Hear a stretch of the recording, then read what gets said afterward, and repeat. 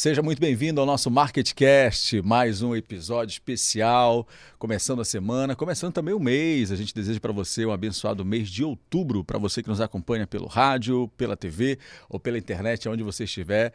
Receba o nosso abraço e o nosso desejo de que você realmente tenha o mês de outubro extraordinário. Estamos começando o nosso MarketCast, como sempre, com convidado, como sempre, com uma mesa repleta de experiência boa para compartilhar com você, de um assunto edificante, interessante, que possa somar, que possa contribuir com você. Antes de apresentar o nosso convidado, meu amigo Wellington, mais uma vez juntos, né, amigo? Estamos juntos mais uma vez, Greg. Como é que você tá? Tudo bem? Bem, graças a Deus. Quero mandar um abraço para você que assiste a gente, para você que ouve a gente pela rádio. É um prazer ter você aqui. Iniciando um novo mês de outubro. Novo mês. E queria reforçar. Em Belém do Pará, esse mês é um mês movimentadíssimo do comércio, né? Super Norte, um evento de grande porte aqui na cidade. Então, você que quer empreender, você que quer conhecer um pouco mais sobre o segmento, fica ligado, vai ser no hangar. Provavelmente esse final de semana, se eu não estou equivocado, é um momento especial, um momento importante para você conhecer as tendências do mercado, conhecer as empresas que trabalham em Belém do Pará, no varejo, no canal Farma, no canal Alimentar, várias distribuidoras, muitas empresas, muita gente circulando, e é um momento de fazer conexões, fazer network. Então fica a dica para vocês aqui de Belém do Pará. Bacana, que legal. Inclusive o pessoal está montando já lá, a estrutura está bem movimentada lá pelo centro de convenções, lá o hangar. É isso aí. Começou, né, amigo? Vamos lá. Hoje o convidado é daqueles que o peso é tão grande que vai desbancando tudo. Eu acho que nós vamos ter que cancelar o próximo programa para poder seguir com a nossa conversa aqui. Fazer parte 2? Exatamente. Então apresente o nosso convidado aí, meu amigo. Vamos lá. Está conosco hoje aqui para a gente bater um papo, pastor Odalvo Santos. Opa! Pastor Odalvo, além de ser o pastor da missão com famílias em Belém do Pará, é também o diretor da Boas Novas e tem assim, currículo extenso. Né? Seja bem-vindo, pastor Odalvo. Um prazer te receber aqui. Finalmente, né? Finalmente chegou a minha vez. É assim, para todo mundo que me conhece, sabe assim que eu não gosto de ficar à frente, né, das coisas. E desde que esse programa saiu, o Wellington, o Greg, né, sempre falaram no meu nome. Eu digo isso, não, vai ter muita gente ainda para a gente chamar. Mas hoje deu esse acerto aí, né, para a gente estar junto. E para mim é uma alegria participar desse programa, falar de vida, negócios, propósito. E eu creio que muita gente boa do nosso meio cristão, né, está aí alinhado, né, para vir participar desse programa. O pastor Samuel sempre nos pergunta a respeito do objetivo desse programa, né? E um dos objetivos também é levar ao nosso público evangélico testemunhos, vida de pessoas cristãs que têm conseguido sucesso através de negócios, através de objetivos, e trazer essas pessoas para vir falar um pouquinho aqui na rádio, na televisão, e falar que é possível, né? Mesmo a pessoa começar do zero e conseguir conquistar espaços dentro da nossa sociedade. Então, um dos objetivos é esse. Então, estamos aqui para contribuir com esses objetivos. Que bacana, que legal. Só para a gente falar um pouco de formação acadêmica, o pastor Odalvo ele é formado em Ciências Contábeis, formado em Teologia pelo CETAD e é pós-graduado em Gestão Empresarial pela FGV. Então, é um currículo pesado. Né? Pesado. Eu disse para você, são toneladas, amigo, são toneladas. E eu vou dizer mais, além de tudo isso, ele também é de Santarém, amigo. É isso aí. É de Santarém. Esse currículo aí é pesado. Esse item no currículo é importante. Aliás, um abraço pessoal de Santarém que nos acompanha sempre aqui, seja pelo rádio, pela TV, até mesmo pelas redes sociais da Boas Novas. Boas Novas que também é uma emissora querida aí na nossa querida cidade de Santarém. Alô, alô, Santarém. Hoje temos aqui um santareno, tipicamente, né? Como o pessoal chama, popularmente, mocorongo, né? O pessoal costuma falar, né? Lembrando aqui a memória, olha só, Santarém é uma cidade que produz muitos empreendedores. A Cleide é santarena, né? Tivemos alguém outro dia aqui em Santarém, que eu não lembro quem que Exatamente. É verdade, bem lembrado. Já acho que ele já é o terceiro Santarém. O terceiro representante de Santarém. Boa. Rapaz, Santarém tá aí alta aqui. É muito bom falar de Santarém, porque já mexe na minha história, né? Já ia falar isso. Vou aproveitar e vamos Foi começar. buscar lá... Como é que você veio de Santarém para Belém? Exatamente. A gente vai ter que fazer esse programa em Alter do Chão qualquer dia. Aí sim, hein? Aí sim. Pois é, falando de Santarém, na verdade, a gente morava no interior de Santarém, às margens do Rio Amazonas. Eu fiz uma viagem daqui de Belém com a minha filha, anos atrás, de navio daqui de Belém para Santarém, e eu mostrei o local exato onde eu morei, às margens do Rio Amazonas. Passa na frente. Passa bem na frente o navio. E com 7 anos de idade que eu fui para a cidade, para estudar junto com meus irmãos. Então nasci mesmo no interior de Santarém. Ou seja, você viveu a vida ribeirinha mesmo, né? Você veio para Belém com quantos anos de 7 anos de idade. Para Belém? Para Belém, junto com meus 7 irmãos. Nós somos 8 filhos. Com 7 anos, 7 irmãos. Então foi começar mesmo de baixo. E já que a gente está falando de história, fala um pouco pra gente como foi essa fase de... Você sai do interior do estado, de uma cidade interiorana mesmo, vem para a capital e começa aí a tua formação acadêmica. E aqui, pelo nosso histórico, 32 anos de Banco do Brasil. Como foi essa jornada até chegar ao banco? Durante isso, 16 anos como gerente no banco. Fala um pouco pra gente dessa história. Eu acho bom assim, falar dessa história, porque às vezes, muita gente que mora às vezes na periferia, ou mora nas ilhas, que está nos ouvindo ou nos assistindo, acha que não é possível conseguir um sucesso, conseguir crescer numa carreira. E eu sou fruto disso, né? Eu nasci, como eu falei, às margens do Rio Amazonas, vim com 7 anos para Santarém para estudar, né? Junto com meus irmãos, e passava assim muita dificuldade junto com a minha família, porque meu pai não tinha profissão, minha mãe ficou lavando roupa assim das pessoas para tentar sobreviver e sustentar os filhos. Então muitas vezes a gente chegou mesmo a passar fome na infância, né? O dia não ter almoço ou só jantar, assim como muita gente passa por dificuldades, né? E aqui em Belém a gente vê muito isso.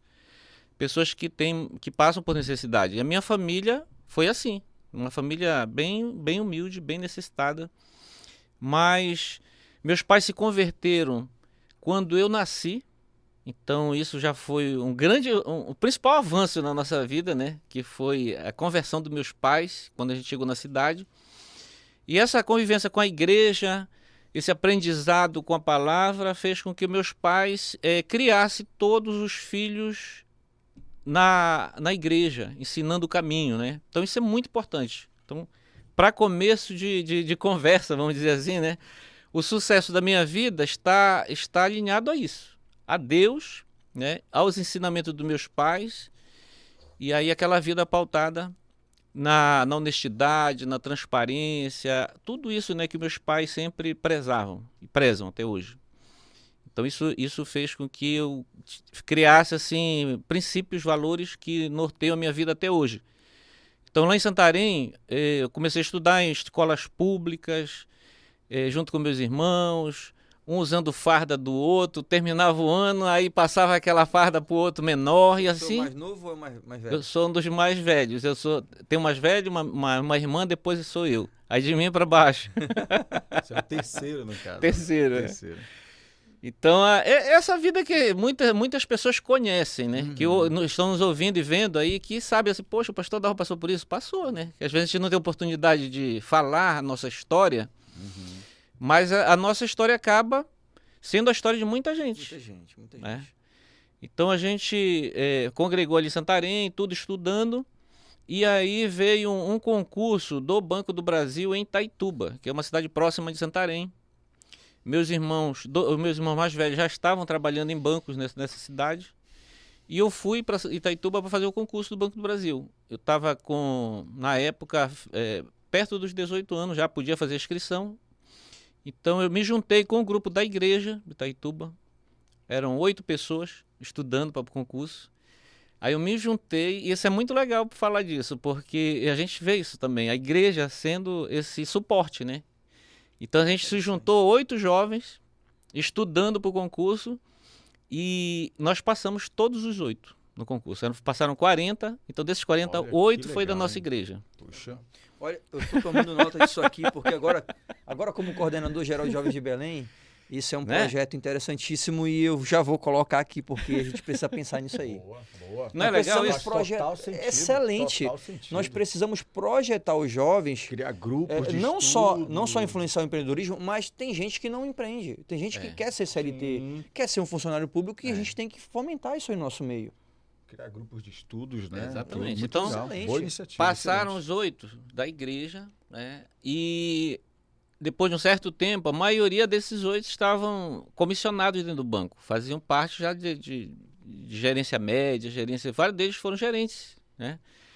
Porque o povo de Deus tem isso, né? De não só passar no concurso, mas querer almejar cargos, funções, né? Sempre estar pensando nisso. A própria igreja, o jovem, quando ele começa desde cedo na igreja, ele cria um hábito, ele cria uma responsabilidade com o trabalho.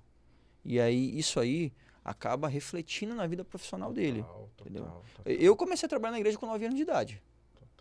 Já pegava as cadernetas ali, entregava na EBD, depois recolhia tudo, fazia o relatório, o irmão ia lá na frente ler relatório da EBD, ausentes, tantos, presentes, total de assistência. Não sei se vocês lembram disso aí. Eu não sou velha, porque eu comecei muito cedo. Eu ouvi histórias a respeito. Ó, mas eu costumo dizer que a igreja é um celeiro de desenvolvimento humano incrível. Verdade. Né? Desenvolve, claro, sobretudo o espiritual, mas o ganho que você tem desenvolve sua oratória, você desenvolve sua liderança, você desenvolve o seu relacionamento interpessoal, enfim, são muitos ganhos que existem a partir desse convívio da execução de tarefas e coisas dentro da igreja. Você trabalha numa escola de oratória e tem pessoas, tem empresários que pagam caro para poder ter essa presença de púlpito que a gente chama, Verdade. que você ganha de graça quando você começa a desenvolver o trabalho na igreja. E é importante falar nisso porque eu lembro da primeira vez que eu fui fazer um teatrinho na igreja. Olha aí, Né? rapaz. Todos nós já passamos por isso. E eu gravei isso na minha mente, porque eu era um dos magos, alguma coisa assim, e tinha uma frase para falar. Na hora da frase, deu um branco. Eu tinha lá meus 8 anos, 9 anos, né, de idade. Aí fiquei envergonhado ali, né? Então, às vezes, as pessoas, o Greg, que trabalha com oratória, né? Às vezes cria trauma com relação a isso, né? A pessoa lá, todo mundo rindo. Travou, passou vergonha, bloqueou. Mas aí o que acontece? É a igreja. Aí a igreja pega e diz assim, não, tu não deu certo aqui, mas tu vai fazer uma outra apresentação, tu vai fazer outro louvor, outra coisa, daqui a pouco tu tá incluído de novo, né? Então isso é muito bom, porque realmente o que vocês falaram aqui aconteceu comigo. Então na igreja eu tive essa preparação também, de falar, né, com as pessoas, de estar dando uma palavra, alguma coisa na escola bíblica dominical, e isso vai ajudando muito. Então quando a gente chega dentro de uma empresa como a empresa que eu trabalhei, que era o Banco do Brasil, então você já está na frente de muitos outros, né? Que enquanto eles estão envergonhados, enquanto eles não sabem falar com o público e tudo, você que já está numa igreja, que já faz parte de um grupo, já sai de boa, né? Então já facilita muito. E muitas vezes também já tem uma prática de liderança. Passa pela igreja, você lidera um grupo menores e você já sabe como lidar com as pessoas, como interagir, como motivar. E aí chega no ambiente de trabalho, acaba que você naturalmente já cria um clima de liderança ali e consegue trazer pessoas para perto. Vai se destacando naturalmente, né? Então eu entrei com 18 no banco e durante 8 anos meus chefes falavam assim, olha, você tem muito potencial, você é um cara bom e tudo, logo vai estar comissionado, né? Você vai crescer dentro do banco. Comissionado seria funções maiores na hierarquia, né? Então eu ficava naquela expectativa de todo ano vinha alguma promoção, alguma coisa e não acontecia. Essas promoções não dependiam de concurso, não, né? Não, internamente.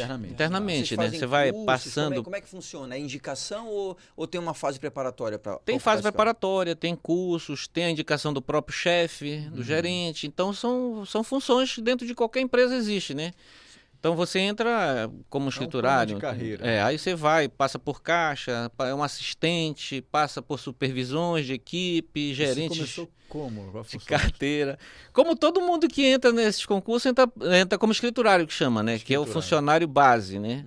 E depois você vai crescendo dentro da instituição né, se você fosse aprimorando. Então, depois de 8 anos, na cidade de Itaituba, onde eu tomei posse, isso não aconteceu comigo. E eu fui numa despedida de um funcionário que era caixa. E eu era caixa na época. Então, eu só tinha crescido uma função, né? Aí ele disse, no depoimento dele, ele falou assim, olha, eu trabalhei 35 anos no banco, mas eu não reclamo de nada. Porque eu poderia ser um gerente, um auditor, ter sido gerente no exterior, porque existem agências até no exterior. Ele disse, mas eu preferi ficar aqui nessa cidade, preferi ser caixa, nunca quis assumir nenhuma função assim, nenhum desafio, então eu não culpo ninguém pela minha vida. Aí eu fiquei olhando para ele e fiquei pensando, digo assim, se eu permanecer aqui, eu já tinha 8 anos, vai ser o meu discurso. Daqui a 35 anos eu vou dizer assim, pessoal, não é culpa de ninguém, eu quis ficar e fui ficando, e não era isso que eu queria crescer, eu queria almejar outros cargos, outras funções. Aí, com uma semana depois desse evento, eu pedi ao gerente que ele me transferisse para Belém. E eu não conhecia Belém. Morava no interior, Santarém, Itaituba, mas não conhecia Belém. Então, quando eu vim para Belém, eu já tinha um carro. Eu não sabia nem dirigir dentro de Belém, porque eu não conhecia a rua, não conhecia bairro, não conhecia nada. Quando o gerente perguntou assim, qual agência você quer ir? Eu procurei por resultados, né? Todas as agências elas têm resultados financeiros e tal. Eu digo, não, vou para essa aqui que tem um resultado melhor, que era uma agência lá na Estrada Nova, que depois de um certo tempo ela fechou. Então eu vim para morar na Mário Covas e trabalhar na Estrada Nova, sem saber, porque eu não sabia nada de distância. Nessa época era até difícil você medir distância, não tinha Google Maps, né? Sim. Nossa, é bem contra fluxo mesmo assim, né? Rapaz, aí foi um sofrimento no começo, porque eu tinha que pagar alguém para dirigir o meu carro, para me levar da Mário Covas até no meu trabalho. Mas depois desses 8 anos que eu estagnei na carreira, quando eu cheguei em Belém, eu já fui estudar, né? Eu passei no vestibular para Ciências Contábeis na UNAMA e comecei a fazer carreira dentro do banco. Já nos primeiros meses, o cara já foi me colocando, o gerente viu meu potencial e já foi, olha, você vai ser um assistente aqui de gerente, alguma coisa assim. Então, a cada ano que passou, eu fui dando uma alavancada na minha carreira. Em 5 anos, aqui em Belém, depois de 5 anos, eu já fui chamado para gerente de uma agência. Em 5 anos de trabalho. Eu já tinha passado 8 anos sem sair do lugar. E 5 anos aqui... E em 5 anos aqui a carreira deslanchou. A graduação já ajudou nisso? Exatamente. Foi importante? Exatamente. Isso foi importante. Porque você chegou e já foi logo estudando, né? Inclusive, lá em Itaituba, ele colocava isso. Ele dizia assim, olha, você é um cara muito bom, você é um cara competente, você é um cara bom de vendas, de negociação e tudo, mas tu não tem formação. Então, quando eu quero te nomear aqui uma função, a superintendência do banco manda um cara da Bahia, não sei da onde, porque o cara já tem uma formação. Então, fica difícil para mim te nomear como só ensino médio. Aí foi por isso que eu vim para Belém, porque naquela época não tinha faculdade nos interiores. Qual a idade quando você começou a fazer essa graduação? Você estava em média? Eu estava com 26 anos. 26 anos. Uma observação sobre isso é tudo uma cultura do país. Eu tenho um amigo que trabalha hoje em Portugal e mora em Portugal, e lá em Portugal, na Europa como um todo, os Estados Unidos também é assim, a graduação ela serve, sim, claro, a graduação sempre é muito importante, mas lá, muito mais importante do que a graduação é o know-how, é você saber fazer. Aonde? Portugal, na Europa, Estados Unidos, o cara que sabe fazer. Você vai fazer uma entrevista, não, eu sou bom nisso aqui, então tá aqui, ó, faz, pra gente ver.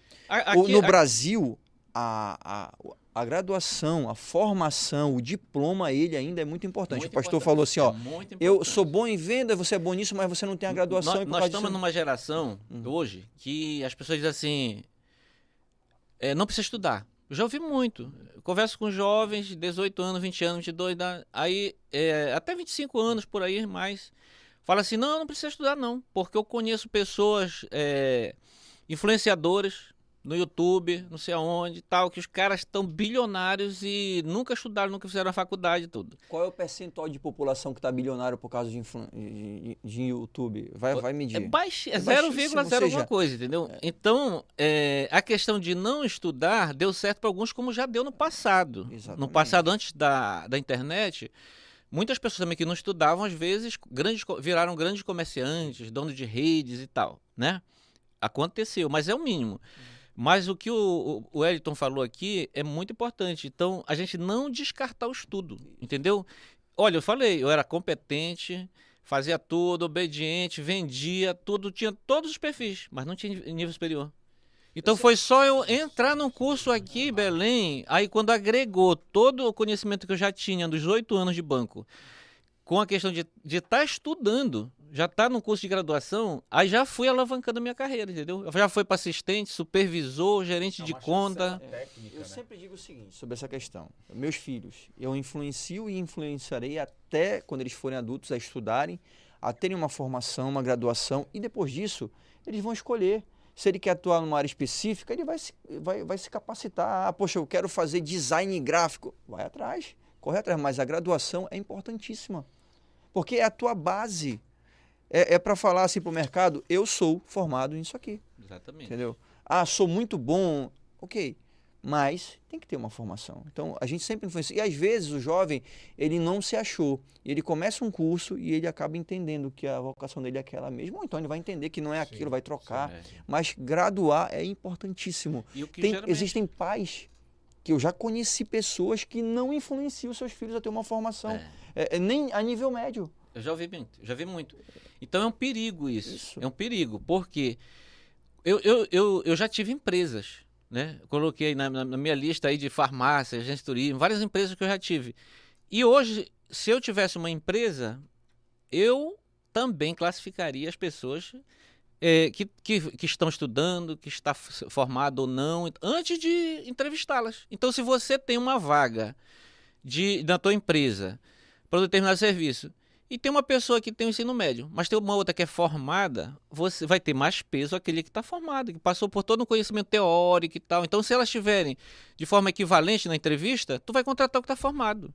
Então, isso, o jovem de hoje, devido talvez a essa questão dos influenciadores dizerem que não precisa estudar, que não sei, aí isso está ficando preocupante, entendeu? Então, por isso que até eu pensei em falar isso aqui também para despertar na nossa juventude o desejo de novo de estudar, porque eu só cresci, cheguei onde cheguei, porque eu estudei. E eu continuo estudando, entendeu? Eu estou aqui na Boas Novas, mas eu não paro de estudar. Estou olhando, estou fazendo curso, estou viajando e vou numa feira voltada à comunicação, como a gente já fez. Então a gente procura estar estudando o tempo todo, né? Participei de feira nos Estados Unidos, participei de feira em São Paulo, e tudo isso é estudo, tudo isso é conhecimento, tudo isso você estar buscando. Eu poderia não ir, né? Ah, não vou, já estou aqui como diretor da Boas Novas, posso ficar acomodado aqui e dizer assim, não preciso. Claro que eu preciso, entendeu? Porque a tecnologia está avançando, as coisas avançando, posso ficar fora do mercado, a Boas Novas pode não crescer como ela deveria crescer. Atualização em qualquer segmento é importantíssimo, sempre. Vou dar o exemplo do médico. O médico que não se atualiza, ele vai continuar tratando pacientes com uma medicação de 20 anos atrás. Quando a indústria farmacêutica todo dia está lançando uma molécula nova para uma patologia que é muito mais fácil, uma molécula que tem menos efeitos colaterais. E, assim como na medicina, em qualquer outra área, se você não vai atualizar, você vai ficar para trás. Então é importante, pastor, sempre. Olha, e paralelamente a esse trabalho no Banco do Brasil, eu desenvolvi outros trabalhos. Que muitas vezes a pessoa diz assim, não, o cara está empregado, aí fica difícil manter outros negócios e tal. Com 18 anos, eu entrei no banco, eu abri uma loja do zero, sem capital, que era voltado para produtos de piscina. Cloro, barrilha, cadeiras, guarda-sol. Olha aqui, na listagem está aqui, ó. Farmácia, sabe o que eu fazia? Loja de materiais de piscina, loja de bebê, roupas para adultos, van para turismo, loja no shopping, supermercado, agência de... Tem alguma área que você essa loja que eu abri com 18 anos, às vezes a pessoa diz assim, não, eu não abro negócio porque eu não tenho dinheiro. Ah, não, só consegue ganhar dinheiro quem tem dinheiro, né? Não é isso que a gente costuma ouvir? Dinheiro chama dinheiro e tal. Cara, eu comecei vários negócios do zero, sem capital. E esse primeiro negócio eu comecei do zero. Qual foi o primeiro? Piscina, matéria de piscina. Eu identifiquei lá em Itaituba que tinha vários clubes e que tinha a ABB, que era a nossa, do Banco do Brasil, e vários outros clubes, Cearense, Rotary, que compravam material Belém, São Paulo, Rio, e não tinha loja lá. E então eu investiguei preço de São Paulo e tudo e fui nos clubes. Então eu trabalhava de 8 da manhã às 14. Aí eu tinha a parte da tarde livre, né? Então eu pegava a tarde e visitava alguns empreendimentos desse. Eu dizia assim, olha, eu tenho preço de cloro, eu tenho disso, sem ter o produto em mãos, em estoque. Mas o cara olhava o preço e dizia assim, cara, eu estou comprando mais caro do que isso, porque eu já tinha pesquisado os preços. Aí dizia assim, olha, eu vou te entregar com 15 dias, com 20 dias. Aí fechava a venda, o cara dava uma entrada e eu fazia a solicitação, porque eu já tinha me cadastrado nas lojas. Esse dia eu passei aqui numa loja, que é aqui próximo, Aqua Azul, aqui na esquina. Era um dos meus fornecedores. Ontem eu abri, não, por acaso, eu nem sabia que eu estar aqui hoje no programa, e ontem eu abri essa loja tem 30 e poucos anos, essa loja da esquina aqui. Era uma das lojas que eu comprava material. E hoje eu sou quase vizinho, eu acho que eu vou até conhecer o proprietário em uma hora dessa, né? Então, para você ver que dá para começar muitos negócios sem capital. Então, eu comecei assim, eu e mais um sócio. No período de um ano, a gente já estava com estoque comprado nosso. Só com o lucro da venda, né, a gente já conseguiu levantar um estoque. Interessante isso, ele gerava a demanda. Sim. Geramos a demanda. Quando chegou no final de um ano, aí o meu sócio virou e disse assim, olha, tá indo muito bem, mas é melhor que fique só para um. Ter que dividir o lucro com dois não tá legal. Então ou você compra a minha parte ou eu compro a tua. Aí eu falei, não, vendo a minha. Aí ele fez um balanço lá e me deu um carro da época, como a minha participação, né? Que foi um Fusca, mas o Fusca naquela época era um carro popular Fusca. hoje, um carro, né? Que tinha um valor. Então foi meu primeiro carro foi fruto desse trabalho, fruto de empreendedorismo. De empreendedorismo. Não foi de salário de banco e tal, porque o salário do banco até hoje é um salário que pode sustentar, pode dar uma sobrevivência para alguém, mas não dá, não consegue fazer muitos investimentos. Então eu com um ano já tinha meu carro trabalhando no banco. Fruto de empreendedorismo, né? E daí em diante eu fui alavancando outras coisas. Quando eu vim para Belém, eu cheguei aqui, eu arrendei um restaurante sem conhecer Belém, sem conhecer como funcionava as coisas e tal. Eu conheci um amigo, fiz amizade com um amigo aqui na Diogo Moya. Ele me passou... Eu tinha 26 anos, né? Vocês fizeram a conta aí, 18 mais 8. Tinha 26 anos e eu arrendei um restaurante aqui na Diogo Moya, que era Muiraquitão o nome. Então foi um empreendimento também como de restaurante, né? Voltado à alimentação e tudo. E eu tinha recém-casado. Aí a gente dividiu os horários, eu e a Nira, minha esposa, para a gente poder controlar ali aquele restaurante. Então teve lucro durante o período lá também, mas aí... Quanto tempo no restaurante? Esse empreendimento foi um dos mais rápidos que eu tive, né? Foi 6 meses só. 6 meses. Mas foi uma experiência única, excelente para mim. Deu muito certo, casa cheia o tempo todo, música ao vivo. Só que em 6 meses... restaurante, para quem se conhece, ele exige muito, né? Então eu ficava assim, às vezes à noite, às vezes eu amanhecia de um dia para o outro. Então eu tinha... Sendo que você ainda trabalhava no trabalhava banco. no banco, né? Dividia Então, entre banco e restaurante. então uma hora o gerente do banco me chamou. Eu era gerente de carteira, né? Aí ele falou assim, olha, eu sei que tu tem um empreendimento, tá indo muito bem e tal, mas tu tem que reavaliar isso, porque tá prejudicando aqui o teu trabalho no banco. Aí, como eu pensei que era mais estável o banco, eu peguei e abri mão do restaurante, mesmo tendo lucro e tudo, e voltei para as atividades do banco e procurei outras atividades que tomassem menos tempo. E aí foi por isso que eu investi em outros negócios ao longo da minha carreira aí no banco. É verdadeiro empreendedor, hein? É verdade, é verdade. Agora, me tira uma dúvida, pastor. Hoje, atualmente, o senhor ainda continua empreendendo? Continuo empreendendo, continuo, né? Esse período aí, nesses ramos que eu trabalhei, por exemplo, eu era gerente do Banco do Brasil em Moju. Eu fui gerente do Banco do Brasil em Soure, Marajó, passei quase 3 anos. Uhum. Foi o tempo que eu fiz essa especialização aí, gestão empresarial pela FGV. Aí eu vinha de lá, de Soure, toda semana para Belém, passava quinta, sexta, sábado, domingo, que era feito aqui no Ideal, Cidade Velha, na Cidade Velha. E aí passava, o pessoal perguntava assim, tu trabalha onde? Eu trabalho lá em Soure. Cara, é longe e tal. E eu me desdobrando para fazer uma pós, né? E aí fui fazendo esses outros negócios. Quando eu estava em Moju, eu olhei também, tinha umas farmácias pequenas lá e um faturamento muito bom. Então eu também tive vontade de ter uma farmácia. Eu consultei um dos donos lá e perguntei, disse, cara, eu tenho um pequeno recurso aí, talvez não dê para abrir, mas eu estava querendo abrir uma farmácia dessa lá em Itaituba, onde a minha família mora. O cara disse, olha, eu vou te dar toda a consultoria, o dono da farmácia, para te abrir. Com esse valor, tu pode dar entrada nos primeiros produtos, depois tu vai vendendo, vai comprando a prazo. E aí foi dando as dicas todas, eu abri a primeira farmácia lá em Itaituba. Eu cheguei a ter 3 farmácias lá em Itaituba. Depois eu era sócio com meu irmão, depois eu vendi para ele a minha parte, investi em imóveis. Então hoje... A loja no shopping foi do quê? A loja no shopping era voltada para fotografia. Impressão de fotos, venda de molduras, venda de máquinas de fotografia. E shopping também é uma coisa assim, muito interessante, que eu não conhecia. Eu já tinha tido lojas de bairro, né, farmácias de bairro. Então vende esporadicamente, já tive loja de roupas, né, a pessoa entra, aí escolhe, às vezes usa um monte de roupa e não compra nada, né? Agora, a de shopping é um negócio assustador, né? É uma coisa que eu ainda não experimentei ainda, que eu quero experimentar, é vendas pela internet também, né? E-commerce é o negócio do momento. Isso eu quero experimentar porque dizem que é melhor do que o shopping. Todo aqui, tem que fazer o e-commerce, pastor. Mas por que você diz que o do shopping é interessante? O de shopping é muito interessante, que cara, porque assim, é o fluxo de gente que vende. É por isso que os aluguéis são caros, né? Aluguel de shopping é caro. Caríssimo. Tem uma série de outras taxas que você paga, não é só aluguel, né? Condomínio, um monte de taxa que fica caro. Mas o fluxo de gente é que vende, amigo. A gente colocava assim, a gente não tinha muito capital na época, era eu e um outro sócio. A gente vendia quadros, molduras para fotografia, essas coisas, a gente colocava nas paredes.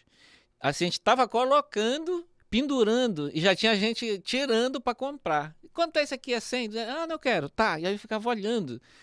É assustador o negócio, porque realmente vende muito. É muito grande. É muito grande. Vende muito, entendeu? Tinha equipes assim, turnos de manhã, de tarde, de noite e tal.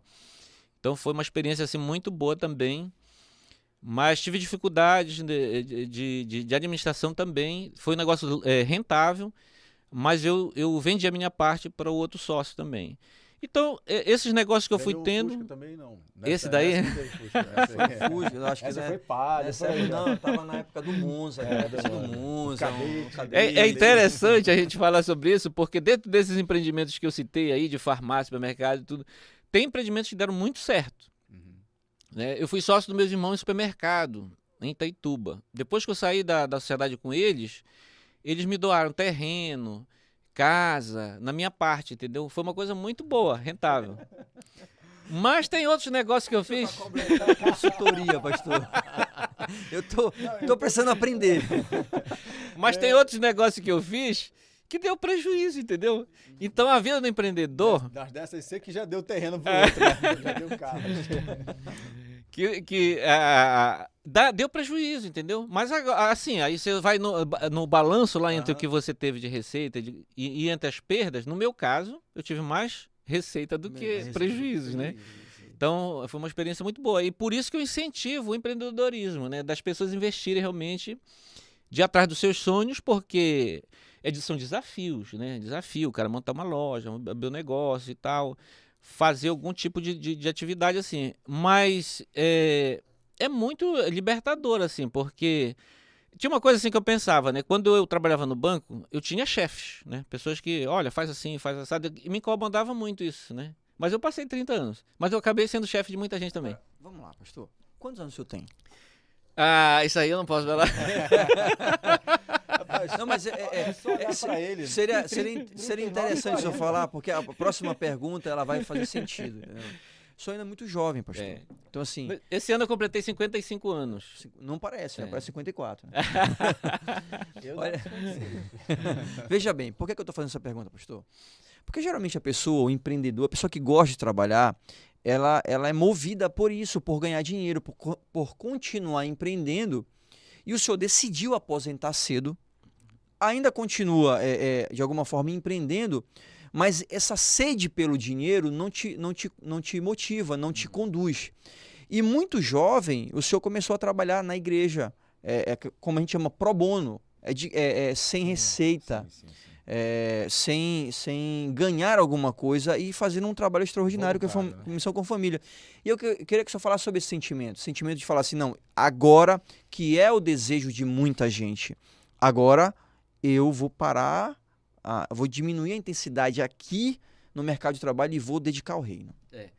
Isso é muito legal falar, porque isso já vira a chave para o propósito, né? No princípio, quando eu comecei a trabalhar em banco, eu não gostava. Eu passei no concurso, comecei a trabalhar e ficava infeliz no trabalho. Como muita gente, já vê muito jovem, passa por isso. E eu estava infeliz ali. E no banco é muito bom porque eles passam cursos, palestras, o tempo todo trabalha muita formação. Uma empresa muito grande, então trabalha na formação do indivíduo, do funcionário. E eu lembro que uma vez eu fui numa palestra, aí a mulher disse assim, era uma senhora falando, se você está infeliz no que você faz, larga a mão disso. Ou tu vai querer viver infeliz a tua vida inteira. Aí eu tava assim, entendeu? Aí eu disse, pô, mas eu sou concursado. Ela disse assim, mas mesmo que você tenha concursado, mesmo que você esteja estabilizado e tudo, mas pensa noutra coisa. Se você está infeliz no teu trabalho, não vive infeliz. Viva, busca alguma coisa que te dá satisfação. Ou então, passe a gostar do que você faz.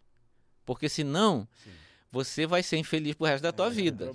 Aí eu fiquei pensando, digo, não posso sair porque eu dependo dessa renda, né? Eu disse, então, como é que eu posso gostar do que eu faço? Aí eu comecei a pensar nisso e pensar como ajudar pessoas. Então, pessoas que vão endividadas, procuram o banco e dizem assim, eu estou endividado, meu cartão de crédito, como é que eu faço? Como é que eu faço para pagar? Eu comecei a pensar nisso e isso foi fruto de muitas palestras que eu fiz dentro do banco, para funcionários, para outras pessoas, para funcionários que entravam no banco, eles me chamavam e diziam assim, dá o teu testemunho de como gostar do banco, né? Então eu fiz isso porque eu estava muito infeliz. Sabe quando você acorda de manhã, assim, que vai pro teu trabalho, dá aquele frio na barriga, assim, cara, não gosto, não quero fazer isso e tal. Tava desse jeito. Mas é uma rejeição na tua cabeça, né? Mas tem muita coisa que, num determinado trabalho, você pode desenvolver que possa te trazer satisfação. E não trabalhar só pelo salário, só pelo dinheiro, né? Muito interessante e muito edificante ouvir isso. Tem muita gente que realmente chega um momento em que aquela função, aquele ambiente já não faz sentido mais, você não vai com prazer. E aí, como é que é? Vou abrir mão desse emprego ou eu vou me ressignificar e procurar alguma coisa dentro desse segmento que me agrade, que me faça... Foi o que eu fiz. Porque o que aconteceu? Eu comecei a pensar em como resolver problemas. O cara chegar lá e dizer, não, eu tô endividado, eu tô precisando de dinheiro porque eu preciso fazer uma cirurgia, não tenho dinheiro, não tenho plano, não sei o que. Então bora olhar aqui a tua conta, bora ver aqui. Olhava e dizia, olha, quanto é que tu precisa? Eu preciso de 5 mil reais para fazer essa cirurgia, não sei o que. Aí eu ia atrás, consegui o recurso e a pessoa ficava feliz e eu ficava feliz também, entendeu? Porque eu fiz algo... Promovido a alegria, né? Promover a alegria, a satisfação na vida de alguém. E para você que está ouvindo a gente, está assistindo a gente, se você está achando que teu emprego não dá mais, procura aí na tua área, no teu emprego, alguma coisa que você gosta de fazer e começa a fazer com excelência que você vai encontrar prazer. Não largue esse emprego até que você tenha uma outra fonte de renda segura que possa te garantir o que você recebe aí. Era isso que eu ia perguntar para ele, porque assim... Como o Wellington disse, você aposentou e tudo mais, né? Cumpriu essa jornada no banco e tudo. E o que você fez? Como foi essa transição, né? De aposentar, hoje você tem os empreendimentos e tudo, os seus negócios também, mas principalmente dedica o tempo à obra, é voluntário. O que você fez e o que você considera assim, que é importante para você dar essa virada, essa transicionada? Que tem gente que não tem a coragem, tem gente que fala, poxa vida, vou fazer, não faço. Como é que você fez isso? Eu passei um tempo fora dos caminhos do Senhor, foi terrível, terrível. Foi aquela vontade assim, de experimentar as coisas lá fora, né? E depois não ter força para voltar. Então eu fui ao fundo do poço. Mas como eu fui criado no Evangelho, eu sabia que existia um Deus que, se eu procurasse, ele me encontraria e me traria de volta. Isso aconteceu aos 33 anos. Eu voltei aos caminhos do Senhor aos 33 anos. Então, dali para cá, eu firmei um compromisso com Deus de não sair mais, não fazer mais a minha vontade.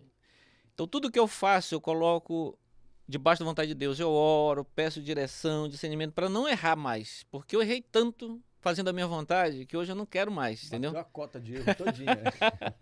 Vocês me convidam assim, pastor Dalvo, a gente gostaria que você desse uma entrevista, falasse da sua vida e tal no MarketCast. Eu já estou orando, irmão, pedindo para a direção de Deus para ver se é isso mesmo. Se é isso que Deus quer de mim, entendeu? Por que não uma outra pessoa, né? Como eu sugeri para vocês. Por que fulano? Porque é uma forma de eu estar confirmando com Deus que seja eu. Aí eu digo assim, não, realmente 3, 4 dizendo que é comigo, então tá na direção de Deus mesmo. Então eu já fazia a obra de Deus mesmo trabalhando, dentro do meu tempo, me batendo assim, eu saía do banco às vezes 7, 8 horas da noite, já ia direto para a igreja, todo dia, e fazendo a obra, pagando para fazer a obra, né? Porque muitas vezes a gente paga para fazer, para estar ali, mas... assim, né? Mas eu tinha, até anotei aqui um versículo que para mim foi a chave assim, para a minha vida, que é Salmo 37,4, diz assim: agrada-te do Senhor e Ele satisfará os desejos do teu coração. Entrega o teu caminho ao Senhor, confia nele e o mais Ele fará. Amo esse salmo. Fará sobressair a tua justiça como a luz e o teu direito como o sol ao meio-dia. Né? E nós estamos aqui, no meio-dia ainda, indo para 1h da tarde. E para mim é Deus na minha vida, entendeu? Então é Deus. Quando eu estava trabalhando muito no banco, 12 horas, 13 horas no banco, assim na instituição que eu trabalhava, quem trabalha nessas funções assim, quem conhece sabe que a pressão é gigante, gigante. Meta, tal, e venda. E quanto mais alto você chega numa empresa dessa, eu cheguei a ser gerente nível A. Então as agências têm A, B, C, D, você começa lá atrás. A primeira gerência minha era na última letra lá, né? Aí você vem crescendo até chegar numa nível A, que dali você só passa a superintendente, que uma função que eu não quis. Mas quando eu cheguei a nível A, naquela pressão do dia a dia, aquele acompanhamento de hora em hora, cara, o que tu fez? O que tu vai fazer? Como vai fazer? Como é que tu vai conseguir atingir isso aqui? 1 milhão disso, 2 milhões disso. São números altíssimos para conseguir bater as metas e tudo. E eu estava entregando, e Deus me ajudando. Eu fui gerente aqui na agência da Pedreira. Eu cheguei a ficar em primeiro lugar a nível nacional, nessa agência daqui de Belém. Em primeiro lugar a nível nacional. E quando as pessoas vinham perguntar, como é que tu conseguiu? Eu digo, assim é Deus na minha vida. Deus comigo e fez que eu chegasse aí. Porque não era só trabalho, entendeu? O trabalho, todo mundo trabalha e faz, quer desempenhar, mas Deus faz a diferença com a gente. Um dia compartilhou com a gente aqui exatamente isso. Ele disse que ele foi referência lá na empresa que trabalhava, na Fiat e tal. E aí o gerente chamou ele e falou assim: Eric, como é que é isso? Você está se destacando muito, está dando certo, está vendendo bastante, o que está acontecendo? Aí ele foi lá e falou: não, eu estou me dedicando, eu estou trabalhando, eu estou fazendo isso, estou fazendo aquilo, e saiu da sala. Aí no meio do caminho, quando ele chegou no salão, Deus falou assim: rapaz, não é nada disso, não sou eu. Aí ele voltou lá e falou: chefe, quero falar com o senhor. Sabe o que é? Achei muito bacana ele falar isso. Falou: me perdoa, porque não é nada disso. Não é nada disso, não. Meu sucesso é Jesus. É Deus, entendeu? Então eu fiz isso e eu fiz uma oração. Tava dentro do banco, assim, eu fazia oração. Quando as coisas pegavam, eu ia pro banheiro orar, pedir direção de Deus. Muitas pessoas, funcionários, clientes, aceitaram Jesus dentro da instituição comigo. Eu falando de Jesus, o cara aceitar Jesus na minha mesa. Então, fazendo a obra todo o tempo. Mas eu já tinha chegado assim, naquele nível que já dava para eu viver. E eu estava ganhando dinheiro, eu estava vendo assim a questão do propósito, né? Que a gente está falando aqui, vida, negócios. Aí eu digo assim, esse propósito é muito fraco. Eu estou doando pouco para Deus, entendeu? Eu estou ainda atrás de dinheiro, tanto de outras coisas, mas não está tendo muito propósito. Aí eu fiz, Senhor, eu quero mais tempo, eu falei. Rapaz, e quando a gente está na direção de Deus, a gente não pode pedir muita coisa, senão que Ele dá, entendeu? Tem que ter cuidado com o que pede para Deus, que Ele dá. Se for o propósito dele na tua vida, Ele vai resolver. Pastor Samuel Câmara passou por mim e disse assim: e aí quando tu te aposenta? Eu falei: pastor, eu tô orando, porque eu tô pedindo para Deus. Aí ele falou assim: eu vou orar também. Pedir. Aí, olha, um peso desse aí, né? Não dá spoiler. Calma lá, a gente vai entrar nessa terceira parte aí. Antes disso, você falou do nosso amigo Eric Gaia. Quem quer comprar um carro seminovo hoje, como é que faz para adquirir um carro com procedência, um carro de qualidade, a um preço justo e com uma boa condição de pagamento? Não tem outra opção, amigo. Em Belém, você já sabe, Gaia Veículos. Você sabe o que é legal agora, Wellington? Ele também está com moto 0 km. Então agora você também vai adquirir a sua moto 0 km lá na loja Gaia Veículos. Ou seja, você vai comprar o seu carro numa boa, com procedência, garantia, com todo o suporte, com todo o apoio lá da equipe especializada da loja Gaia Veículos. E claro, vai ter também a chance de comprar uma moto. A sua realidade é moto? Pronto, tem moto 0 km para você lá. É carro? Tem o carro que você precisa também. Seja como for, a loja Gaia Veículos está pronta para te atender. Na Pedro Álvares Cabral, na número 5005, próximo ali, a Avenida Júlio César, está lá atendendo você. Procura lá no Instagram, Gaia Veículos, tenho certeza que você vai fazer um bom negócio. Pastor Dal, vamos lá. O pastor Samuel é um homem de visão mesmo. Como é que é o negócio? Tu quer ter tempo? Vou orar para ele. Eu acho que essa oração já tinha uma tendência aí. Ele passou pelo corredor comigo e falou assim, pastor, quando é que tu vai te aposentar? Aí eu falei, pastor, eu tô orando. Aí ele falou, vou orar também.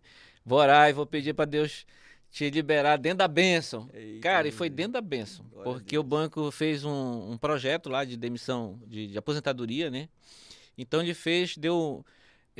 me abençoou, na verdade, né? Então vem aquelas propostas, um pacote que paga para você sair. Então não tem coisa melhor, né? Se você quer sair, ainda tem... recebe para isso, né? Então eu saí, recebi uma previdência privada para me manter. E realmente o tempo que eu pedi a Deus. Eu digo, Senhor, eu tinha pedido um tempo para Ele, né? E Ele me deu esse tempo e eu comecei a cada vez mais fazer a obra de Deus. E já estava trabalhando na Missão com Família desde 2015, então já vinha trabalhando, vinha fazendo os congressos, as coisas na igreja. E ainda, com tempo ainda, né? E aconteceu também um fato que foi a vinda para Boas Novas, né? É isso que deu spoiler. Eu queria perguntar antes, quanto tempo o senhor ficou aí no estaleiro, como o pessoal diz? Porque logo em seguida, eu acho que 2, 3 anos... 1 ano e meio. 1 ano e meio, 1 ano e meio, o pastor estava orando. 1 ano e meio. E olha, quando eu saí antes de sair do banco, eu fui visitado por 5 pessoas, né? Que acabam sabendo que você vai sair da empresa. Aí, como você tem um conhecimento, uma capacitação muito, muito boa, eles vão atrás. Então foi atrás de 5 empresas. E das 5 empresas era para salário, assim, nos dias de hoje, de 10, 15, 20 mil reais.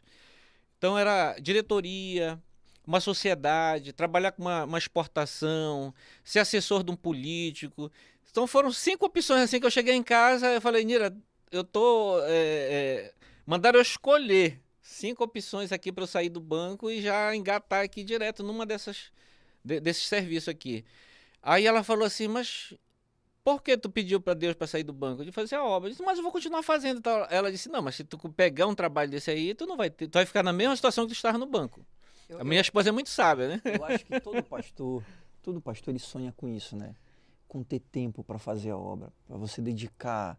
Mas a gente que está acostumado no mercado de trabalho, é difícil você ficar sem fazer. Não que fazer a obra de Deus não seja uma boa, mas a gente é elétrico, não para. Porque assim, eu desde novo, minha carteira assinada é desde os 16 anos, a minha carteira assinada. Então eu sempre trabalhei, negócio de 10 horas, 12 horas por dia. Então não tinha esse negócio de, vou trabalhar 5 horas e vou dormir e tal. Não, era direto trabalhando de manhã. Então quando eu vi essa, de repente estar aposentado, aí eu vi essa oportunidade, era dinheiro, entendeu? Entrando no caixa, aí eu digo, será? Aí a Nira me abriu os olhos, né? Disse assim, mas tu vinha orando para Deus te dar tempo, para você ficar mais integral na obra. Eu disse, mas olha, eu tenho um risco disso. Essas empresas estão me chamando porque eu estou como gerente. Daqui 1 ano, 2 anos, 3 anos, eles vão se esquecer de mim. E se eu precisar de recursos? Aí ela disse assim, não, mas a gente não vai precisar. Deus vai cuidar da gente. Pode tirar o pé do freio, do acelerador aí, vamos descansar e tudo. E Deus me deu 1 ano e meio de descanso, amigo. Construir uma casa. Descanso. No local onde eu queria, do jeito que eu queria e tal. E foi de Deus mesmo esse tempo, né? Até que aconteceu um fato, né? Eu até contei isso em testemunho. Eu estava em Santarém, aí eu estava passando uma tribulação assim na minha vida familiar, com filhos e com a minha mãe que estava muito doente. E de repente a situação ficou complexa assim pro meu lado. Eu digo, meu Deus, o que está acontecendo? Aí eu fui orar. Eu digo, Senhor, me dá direção, me revela o que está acontecendo, se eu estou em pecado, né? O que está acontecendo para eu estar passando tanto problema, tanta tribulação nesse momento. Enquanto eu estava fazendo essa oração, aí Deus falou na minha mente, assim, uma voz suave, olha, tu tá passando isso porque tu vai assumir a rede Boas Novas. Meu Deus. Aí meu Deus do céu. Sabe aquele pensamento que não é teu? Sim. Que tu não tá pensando nada disso e vem um pensamento desse, assim, do nada, amigo. Aí eu fiquei pensando, eu digo, compartilhei com a Nira. Era de manhã, na hora que a gente levanta da cama, né? Na casa de um amigo meu lá em Santarém. Eu peguei e contei pra Nira. Eu digo, Nira, aconteceu isso, eu tava orando aqui e tal. Ela disse, meu Deus, mas como? Tu não conhece nada de comunicação, você era de banco e tal, como é que vão te chamar e tal?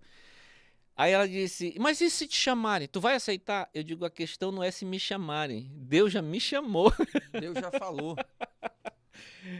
Aí eu peguei e saí do quarto, fui pra sala. Aí chegando na sala, lá em Santarém, é muito comum ter escápulas de rede na sala, nas varandas, nessa casa tem. Aí o meu amigo lá colocou uma rede pra gente conversar na rede, de manhã, depois do café. Aí a gente conversando lá, ele apontou o dedo pra mim e falou assim, esse meu amigo tá até aqui em Belém esses dias.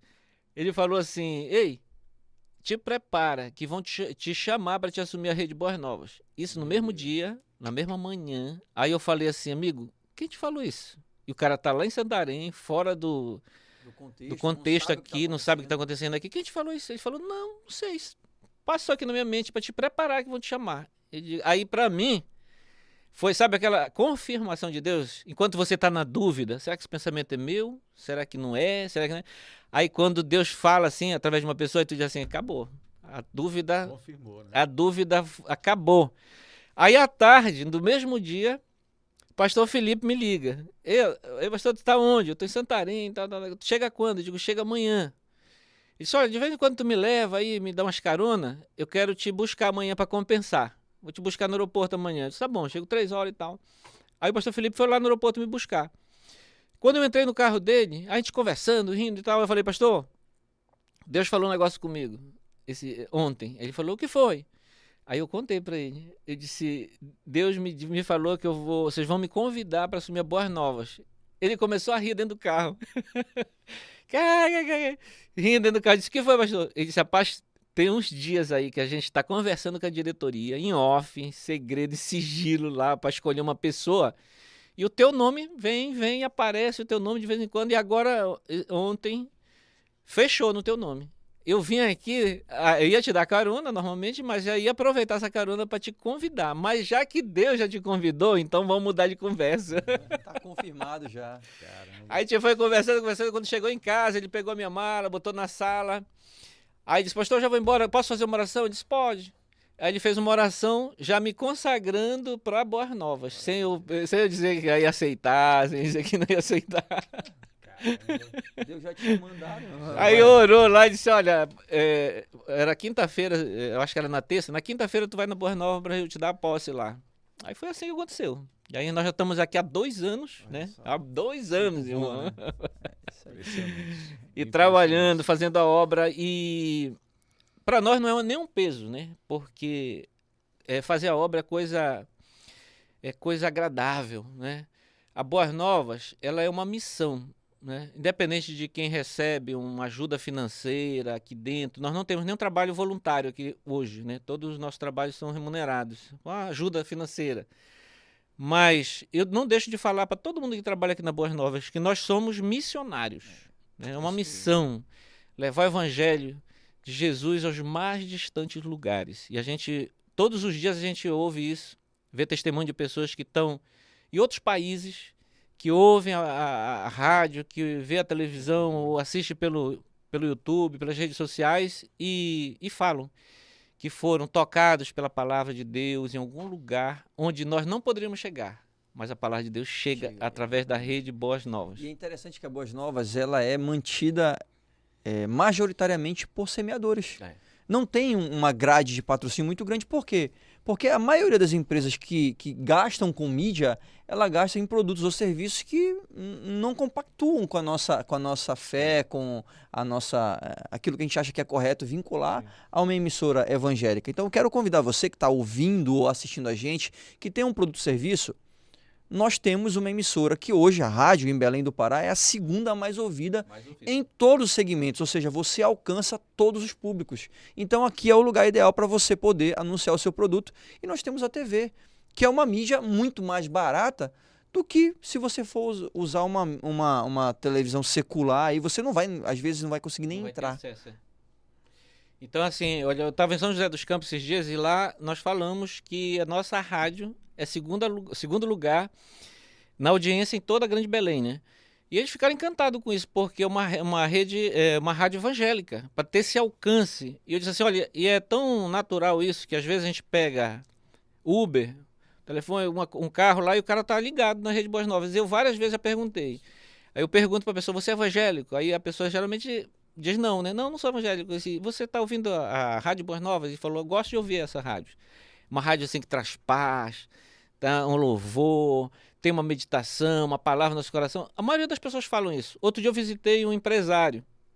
Eu fui até lá oferecer um comercial a ele.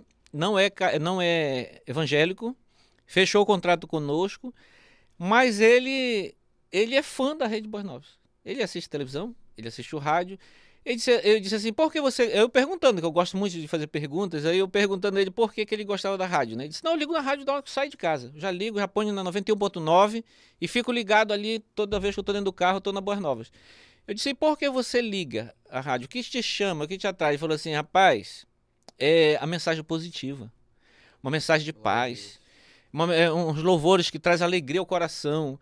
Aí disse assim, eu vou trocar de rádio às vezes, aí quando eu mudo eu pego um negócio lá de morte, de não sei o que, aí eu pego e volto de novo para Boas Novas. Aí eu fico e dentro do carro eu não quero outra rádio. Então é por isso que a gente chega a esse patamar aí de segundo lugar, né? É uma programação diferente, uma programação alegre, uma programação que traz vida, que traz paz, diferente do que tem no secular aí para oferecer. Gente, que programa! Muito bom. Voou. Pastor Adalvo, prazer te receber aqui. Prazer receber o nosso diretor executivo aqui para falar. Uma história, eu não conhecia toda a história, fiquei encantado agora, admirando mais ainda. Uma parte dela, exatamente. No próximo programa ele vai trazer a outra parte. Já foi consultor, enfim. Pastor, temos um tempo bem curto agora, eu queria te fazer um convite. Já que o senhor é pastor da família, da Missão com Famílias em Belém do Pará, eu queria que o senhor encerrasse o programa hoje orando por empresários e por famílias. Sim, vamos orar. Lembrando também que o nosso Congresso da Família acontece em novembro, 18 de novembro, então já marca essa data aí na tua agenda, 18 de novembro. Vamos estar com o pastor Silmar Coelho, a esposa, vão estar conosco, deve ficar no sábado, domingo, estou vendo se ele estende até terça-feira, vamos ver se a gente consegue. Então vai ser um tempo muito bom para a gente estar em família. E um abraço aqui aos nossos coordenadores também da Missão com Família, de Belém, dos templos, porque é um trabalho que não se restringe a congressos. O trabalho de família é todo dia, aconselhamento, células, culto. A gente sabe que é um trabalho bem árduo, mas é prazeroso fazer a obra de Deus. Então continue, você que é coordenador da Missão com Família, continue fazendo esse trabalho junto conosco, ligue para mim se precisar de alguma ajuda. Estamos aqui para ajudar, auxiliar, lhe ajudar no que for preciso. Mas vamos orar então, pelas famílias e pelas empresas. Querido Deus, querido Pai, Senhor, nós te agradecemos por esta oportunidade que o Senhor nos dá de darmos o nosso testemunho, de falar daquilo que o Senhor tem feito em nossas vidas. Pai, eu oro, Senhor, por esta família, Senhor. Pai, venha abençoar, Senhor, esta família. Pai, eu oro também por esta empresa, Senhor. Pai, por este homem empreendedor, por este empresário, por esta pessoa que está, Senhor, pensando em abrir o seu próprio negócio, Pai. Ó Deus amado, dá sabedoria, capacita, dá ânimo, dá alegria, Senhor, para ela dar um testemunho, Senhor, daquilo que o Senhor vai fazer na sua vida, vai fazer no meio da sua família e vai fazer na sua empresa, para a honra e glória do nome de Jesus. Amém e amém. É isso aí, meu amigo Greg. Fechamos. Fechou. Que Um programa. abraço para você que está assistindo e ouvindo a gente. Aguardo você na próxima segunda, nosso MarketCast. Um grande abraço, gente. Até o próximo programa. Tchau, tchau.